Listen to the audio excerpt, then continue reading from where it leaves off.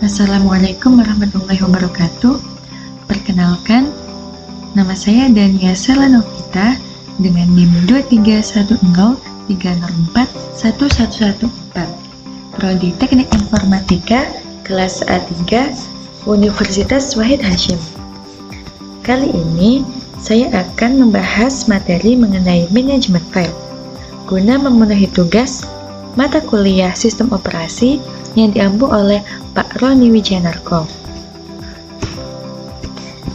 Dalam pembahasan kali ini, saya membagi 6 pokok bahasan, yaitu pengertian manajemen file, manfaat manajemen file, sasaran manajemen file, fungsi manajemen file, arsitektur manajemen file, dan tipe file pada sistem operasi. Langsung saja, pengertian manajemen file. Apa sih manajemen file itu? Manajemen file adalah metode dan struktur data yang digunakan oleh sistem operasi untuk mengatur dan mengorganisasi file pada disk atau partisi. Sedangkan file system adalah partisi atau disk yang digunakan untuk menyimpan file-file di dalam komputer dengan cara tertentu.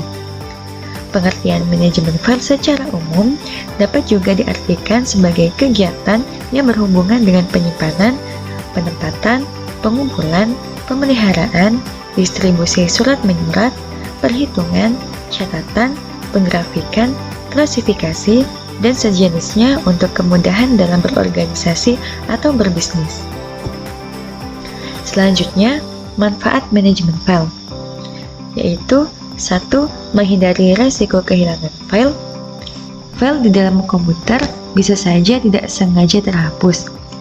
Dalam banyak kasus, kejadian tidak sengaja menghapus file ini bisa sangat merugikan. 2. Memudahkan pencarian file. Penyimpanan file dalam sistem operasi komputer bisa dilakukan dengan teratur, baik penamaan file maupun letak file. Hal ini akan memudahkan pencarian seseorang ketika akan menggunakan kembali file tersebut. 3. Menghemat ruang penyimpanan.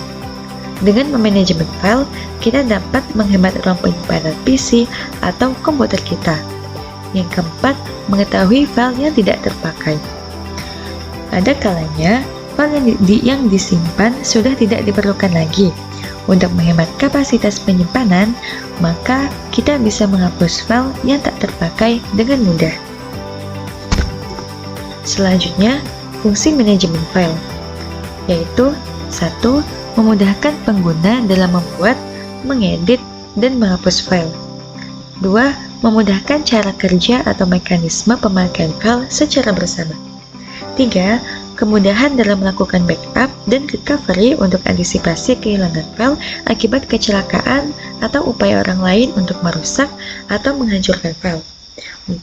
Pengguna dapat mengacu file dengan simbolik atau simbolik name, bukan menggunakan penamaan yang mengacu pada perangkat fisik. Yang kelima, data dapat disimpan dengan aman dan rahasia pada lingkungan yang sensitif. Keenam, tampilan antarmuka yang user-friendly pada sistem file agar memudahkan penggunanya. Selanjutnya, arsitektur manajemen file. Pengelolaan file biasanya terdiri dari 1. Sistem akses, berkaitan dengan bagaimana cara data yang disimpan pada file akses.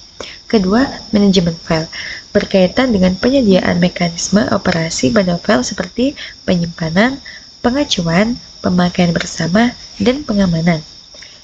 Ketiga, manajemen ruang penyimpanan, berkaitan dengan alokasi ruang untuk file di perangkat penyimpanan.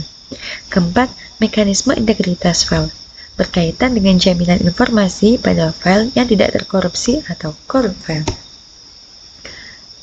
Di bawah ini adalah perintah penanganan file. Perintah penanganan file itu ada banyak. Contohnya, mkdir, yaitu untuk membuat direktori. pwd menampilkan tempat direktori yang sedang dikerjakan, cp atau copy mengcopy file atau folder, ls untuk melihat daftar file dan direktori, mv atau move memindahkan atau merubah nama file, rm atau remove menghapus file atau direktori, rm-r menghapus folder, find mencari file dalam seluruh direktori, touch update waktu akses dan modifikasi setiap berkas ke waktu sekarang. Argumen file yang tidak ada menjadi ada, tetapi isinya kosong. Echo menampilkan baris teks, WC mencetak jumlah baris, kata, dan byte di file, chmod mengubah pemilik file dan grup, WHO menunjukkan siapa yang login, ifconfig mengkonfigurasi perangkat jaringan ifconfig atau nirkabel. Selanjutnya, tipe file pada sistem operasi. Tipe file pada sistem operasi ada 3, yaitu pertama, file reguler, yaitu file yang berisi informasi, baik file teks dan biner. File teks tersebut berisi baris-baris teks atau txt. Kemudian, file biner eksekusi atau exe dan biner hasil program aplikasi. Struktur internal file biner eksekusi hanya diketahui sistem operasi.